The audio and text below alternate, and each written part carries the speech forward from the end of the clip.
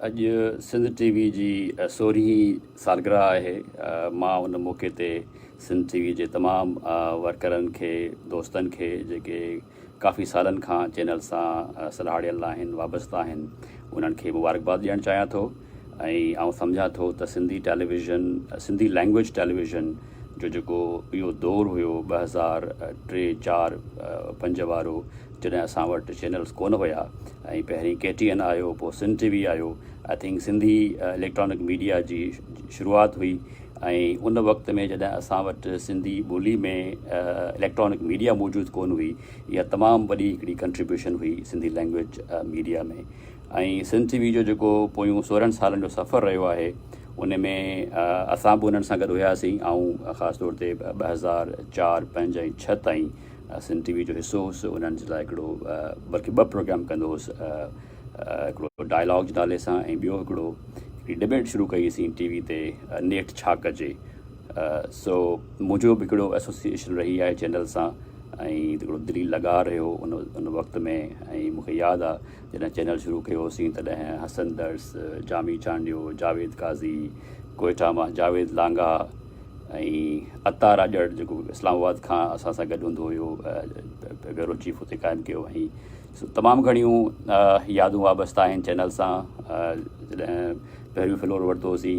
Second floor ते जॾहिं हुन में ऑफिस हूंदी हुई, पोइ वरी हेठियों फ्लोर वरितो वियो। सो उन्हनि सालनि में, 16 सालनि में we have seen Sindh TV really expanding its operations. ऐं जेका हुन जो प्रोग्रामिंग हुई, जेका कंटेंट हुयो, उहो ज़बरदस्त हुयो। ऐं अॼु बि आउं सम्झां थो त सिंध टेलीविज़न बहितर कमु करे रही आहे। उन्हनि जा प्रोग्राम्स तमामु सुठा आहिनि ऐं ख़ासि तौर ते फयाज़ नाइट, बल्कि इवन ॿिया जेके नवां एंकर अचनि था, अॼुकल्ह थोरो ॾिसण जो टाइम घटि थो मिले हिते अमेरिका में रहण जे करे, पर आउं सम्झां थो त सिंध टीवी साबित क़दमी सां बीठी आहे ऐं सिंध जे राइट्स जी, सिंध जे इश्यूज़ जी सही माना में नुमाइंदगी थी रही आहे। ऐं बाक़ी हाणे जेके ओवरऑल जर्नलिज़म जा इश्यूज़ आहिनि सिंधी मीडिया में, उहे अॼु बि मौजूदु आहिनि मुंहिंजे ख़्याल में। ख़ासि तौर ते जेको असां वटि हिकिड़ो वॾो फुक़दान आहे त इन्वेस्टिगेटिव जर्नलिज़म कोन थींदी आहे, असां वटि घटि थींदी आहे, उन ते फोकस कोन थो कयो वञे। उन जी वजह हिकिड़ी इहा आहे त असां वटि जेके जर्नलिस्ट आहिनि, उन्हनि जूं ट्रेनिंग्स एतिरियूं सुठियूं कोन्हनि के, या वरी ख़ुदि पघारनि जो बि इशू हूंदो आहे सिंधी मीडिया में, एतिरियूं सुठियूं पघारूं कोन्हनि के त जेके हाईली प्रोफेशनल माण्हू आहिनि उहे उन्हनि सां लॉन्ग टर्म स्टे करे सघनि। मूंखे यादि आहे त हिकिड़े वक़्त में BBC मां जॾहिं छॾे आयो हुयो जावेद सूमरो, उन बि सिंध टीवी खे जॉइन कयो एज़ डायरेक्टर न्यूज़, पर ही could not stay longer. So इहे चैलेंजिस आहिनि, पर जेको नेटवर्क आहे, उहो सिंध टीवी हुजे, उहो KTN, टाइम न्यूज़, मेहराण, आवाज़, सभिनि दोस्तनि जो, सिंध जे नंढनि नंढनि शहरनि में जेके हुननि जूं रिपोर्टिंग टीम्स मौजूदु आहिनि, मुंहिंजे ख़्याल में उहो ज़बरदस्त आहे। त जेके बि माण्हुनि सां नाइंसाफ़ियूं थियनि थियूं, प्रेस क्लब्स जे ॿाहिरां जेके प्रोटेस्ट थियनि था, एहतजाज थियनि था, उहे हारियुनि जा मसइला हुजनि, जेकी पाणीअ जी कमी हूंदी आहे नंढनि नंढनि ॻोठनि में, शहरनि में, आबादगारनि जा इशू हुजनि, या इवन सिंध जा जेके पॉलिटिकल राइट्स आहिनि पाकिस्तान जी फेडरेशन में, उन्हनि इशूज़ ते जेको एहतजाज थिए थो, मां ॾिठो आहे, बल्कि तव्हां बि ॾिठो हूंदो त उहो पाकिस्तान जी जेका मेन स्ट्रीम उर्दू ऐं इंग्लिश प्रेस आहे, उहा एतिरो उनखे कवर कोन थी करे जेको असांजा सिंधी ज़बान जा, सिंधी ॿोलीअ जा जेके चैनल आहिनि उहे कमु कनि था पिया। सो उहो गैप, उहो जेको वैक्यूम हुयो, जेको पाकिस्तान जी मेन स्ट्रीम मीडिया न भरियो, रिपोर्ट न कयो, स्पेस छॾे ॾिनो ॿियनि चैनल्स जे लाइ, असांजी ॿोली जे चैनल जे लाइ। सो इहा वॾी हिकिड़ी ख़िदमत आहे ॿोली जी। चैनल्स ते तनक़ीदूं थियनि थियूं, ख़ासि तौर ते ॿोलीअ जे बिगाड़ जे हवाले सां। मां काफ़ी आर्टिकल बि ॾिठा आहिनि उन मौज़ूअ ते, बल्कि यूनिवर्सिटी जे कुझु स्टूडेंट्स उन ते रिसर्च बि कई आहे, थीसिस बि लिखियूं आहिनि त सिंधी ॿोली जी जेका बिगाड़ थी आहे, जेका डिस्ट्रॉशन थी आहे मीडिया में, आई थिंक उहो हिकिड़ो एस्पेक्ट आहे जंहिं ते जेका मैनेजमेंट आहे टेलीविज़न चैनल्स जी, जेके मालिकान आहिनि, या इवन जेके एडिटोरियल बोर्ड्स आहिनि with in the media houses, I think उन्हनि खे फोकस करणु खपे। पर ख़ैर अॼु जेको आहे एस सच को तनक़ीद जो ॾींहुं कोन्हे को, बल्कि आउं त इनवाइट कंदुसि सभिनि दोस्तनि खे जेके फेसबुक ते आहिनि, जेके सोशल मीडिया ते आहिनि, त मुंहिंजे ख़्याल में उहे आइडियाज़ ॾियनि सिंध टीवी समेत ॿियनि चैनल्स खे, त उन्हनि खे छा बहितरी जी तरफ़ कहिड़ा क़दम करणु खपनि, उन्हनि खे छा करणु खपे पंहिंजी रिपोर्टिंग खे वधीक इफ़ेक्टिव बनाइण जे लाइ, या अहिड़ा कहिड़ा प्रोग्राम्स आहिनि तव्हांजे ख़्याल में जेके उन्हनि खे करणु खपनि, कोन पिया थियनि। मुझे ख्याल में हिकिड़े वक़्त में इलाही फोकस हूंदो हो त यूथ ते काफ़ी प्रोग्राम्स ईंदा हुआ KTN बि कंदी हुई सिंध TV बि कंदी हुई मूंखे अॼुकल्ह ख़बर न आहे त उहे प्रोग्राम थियनि पिया या कोन पिया थियनि आई थिंक उहो स्पेस जेको आहे उहो ॾियणु खपे पोइ हिन दफ़े जॾहिं अजीत साहब हिते आयल हुया वॉशिंगटन में त उन्हनि सां कचहरी पई थी ऐं मां उन सां ईअं कुझु आइडियाज़ पे शेयर कया उनमें हिकिड़ो मूं उन्हनि खे आइडिया ॾिनो त भई हिते अमेरिका में हिकिड़ो तमामु वॾो पब्लिक रेडियो स्टेशन आहे NPR उहो हिकिड़ो सीरीज़ कंदा आहिनि सक्सेसफुल एंटरप्रेन्योर्स ते उहे जेके कारोबारी शख़्सियतूं उहे माण्हू जिन नवां आइडियाज़ आंदा बिज़नेस में ऐं उहो प्रोग्राम आहे ऐं तव्हांखे सजेस्ट कंदो तव्हां प्रोग्राम ॾिसो रेडियो ते अवेलेबल अथव NPR ते हाउ आई बिल्ड दिस यानी को बिज़नेस जेको माण्हुनि शुरू कयो ऐं सफ़ा स्क्रैचिस खां कुझु बि न हुयो उन बिज़नेस में पर ओवर द ईयर्स उहो वॾो तमामु वॾो सक्सेसफुल बिज़नेस ऑपरेशन साम्हूं थी आयो त हाउ आई बिल्ड दिस मुंहिंजे ख़्याल में सिंधी सोसाइटी में सिंध जे कॉन्टेक्स्ट में बि असांखे अहिड़नि एंटरप्रेन्योर्स खे प्रमोट करणु खपे उन्हनि जूं ॻाल्हियूं ॿुधणु खपनि उन्हनि जूं सक्सेस स्टोरीज़ ॿुधणु खपनि त उन्हनि उहो बिज़नेस कीअं कामयाबु बणाया so that would be I think good programming ख़ासि तौर ते ज़ाहिरा दुनिया एंटरप्रेन्योरशिप ॾांहुं बल्कि इहो त हाणे पुराणो किसो थी चुको आहे इहो 19वीं सदी जो ऐं 20वीं सदी जो इशू हुयो त एंटरप्रेन्योर्स कीअं यूरोपियन ऐं western countries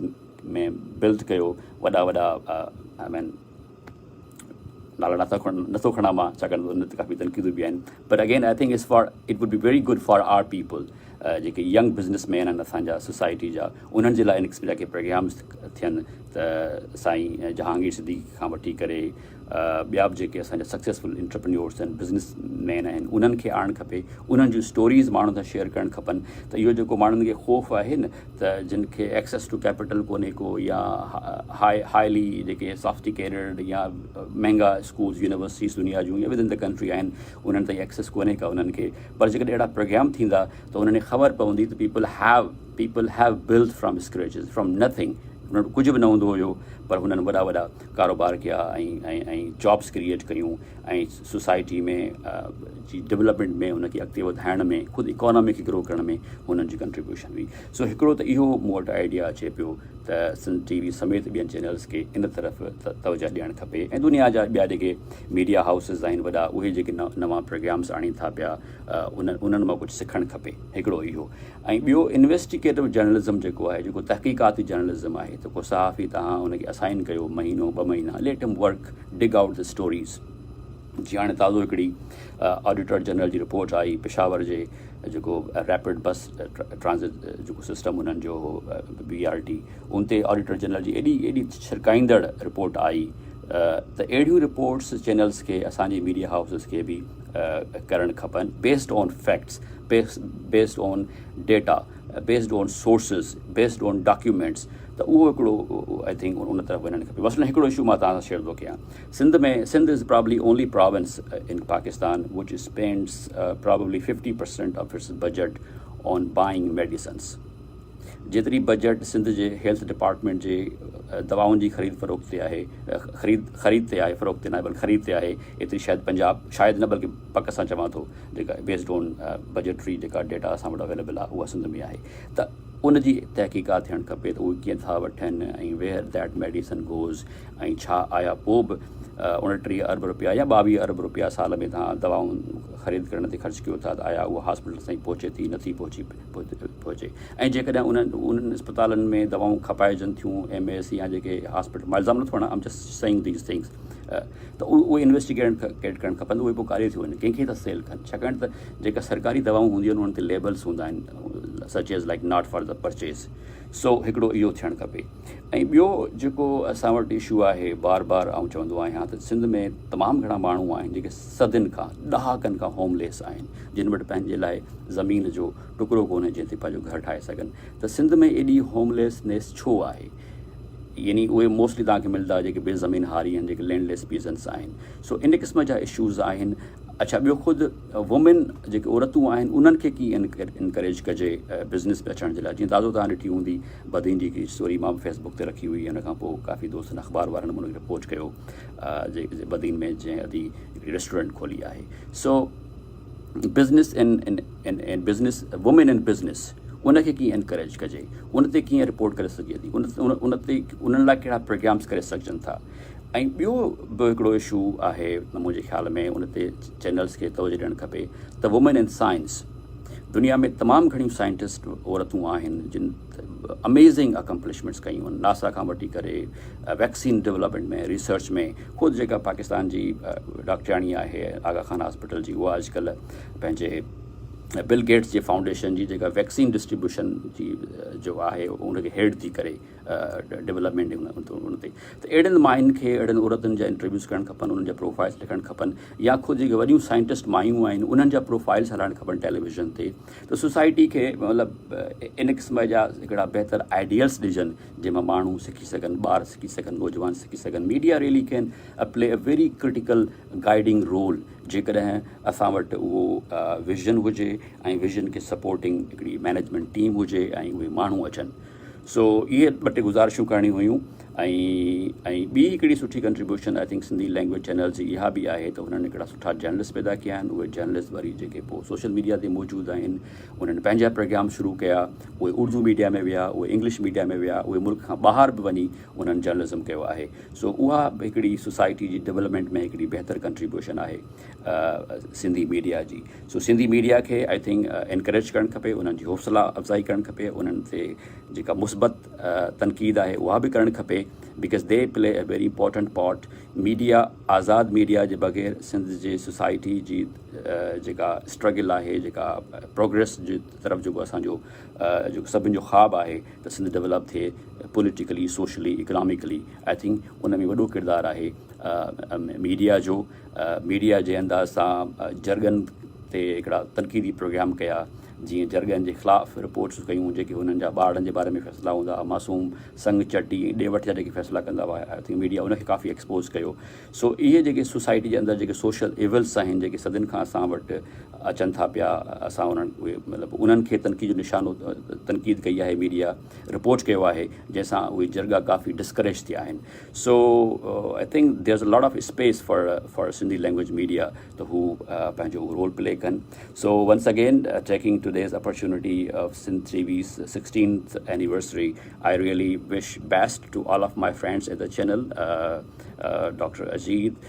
Dr. Kareem Rajpur, Ajit Kumar Sahab, ऐं फयाज़ नाइच, ऐं असांजो जेको डायरेक्टर न्यूज़ आहे, सभु दोस्त,